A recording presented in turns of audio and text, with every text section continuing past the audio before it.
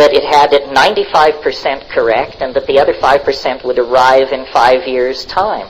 All were wrong. All were wrong, and we gaze back at their naivete with a faint sense of our own superiority. But we are wrong. We don't have it either. I mean, if this is a culture approaching the truth, who needs the truth? I mean, this is something very, very different. Well, then, just to satisfy myself, I asked the question, why should it be like this? Why should these psychedelics, which granted perturb the mind, be such a terrifying contra-cultural force? And what does that mean? Well, I think it works something like this. Your sensory apparatus connected up to your local language is a very good threat detection device. And that is really what the animal body evolved to be. We wouldn't be here if we weren't at the end of a long line of superb threat detection devices which told us when the saber-toothed carnivore was sneaking on its belly through the tall grass, which gave us that moment out of the corner of our eye when we saw the edge movement and scampered back into the cave, and so forth and so on. So ordinary consciousness has evolved an extraordinary fit to three-dimensional space and time, because that's where your soma, your meat, is. And if the meat is disrupted radically, the mind is, we don't know where. That's somebody else's lecture. It's very important to keep the physical body together. So the mind, under the influence of culture and cultural values, evolves as a threat detection device. But notice that carried far enough, that ends in paranoia.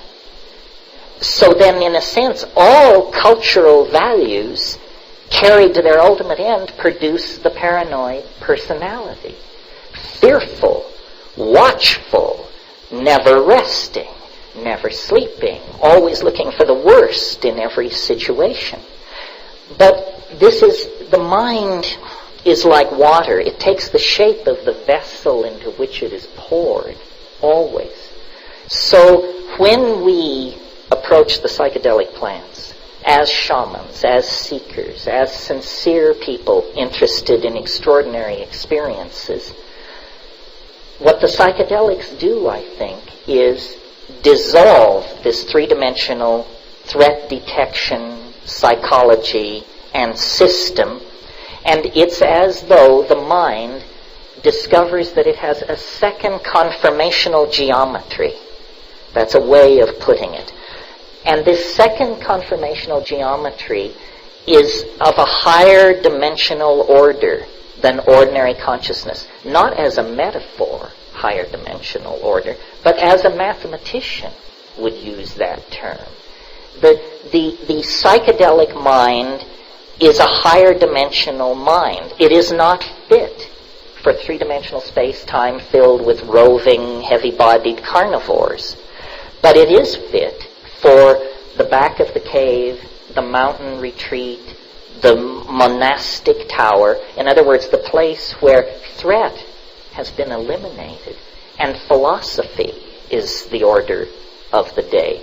And so my interpretation of these psychedelic states is that they are actually higher dimensional states of consciousness. And I put this to Ralph Abraham, the mathematician, who is no mathematical slouch and no psychedelic slouch either. And we talked of this in relationship to DMT. And he said, I have no doubt at all that when I am flashing on DMT, I am seeing the ordinary world from a higher dimensional mathematical perspective.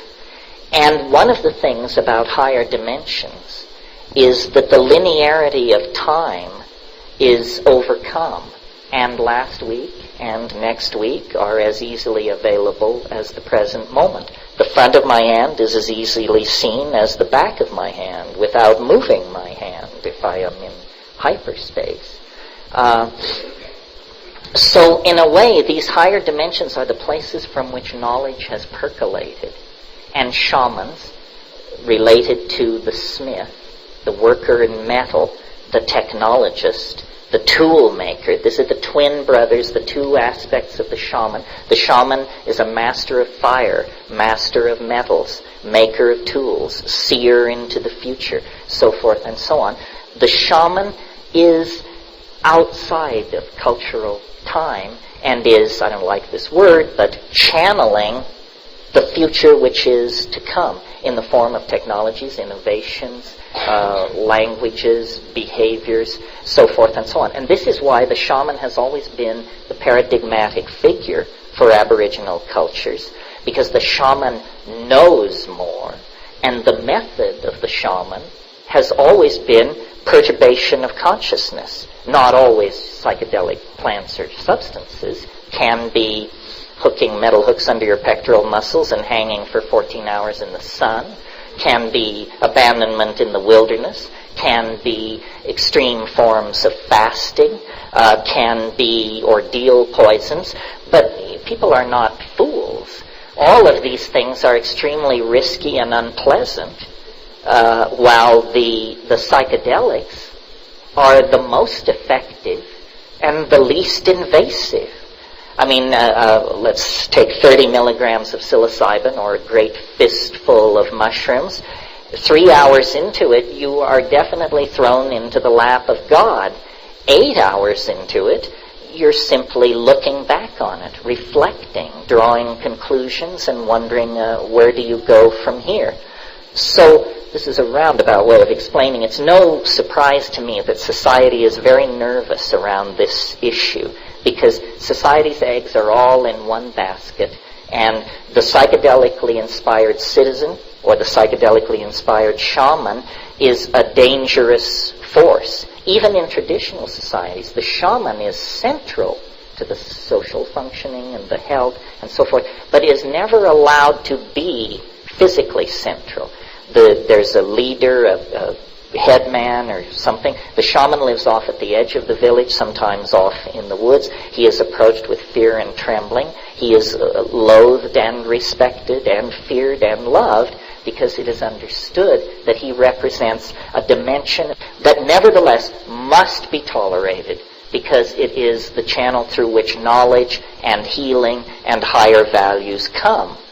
Now, in a society like ours, we say we have other methods. We don't need the ravings of intoxicated shamans. We have the scientific method. We have the gospel. We have the Talmud. We have all of these things, and they are sufficient for us to guide ourselves.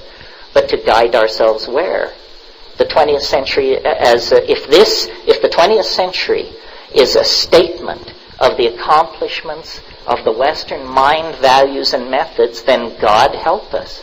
Because the 20th century is a disgrace, and to this moment, a disgrace.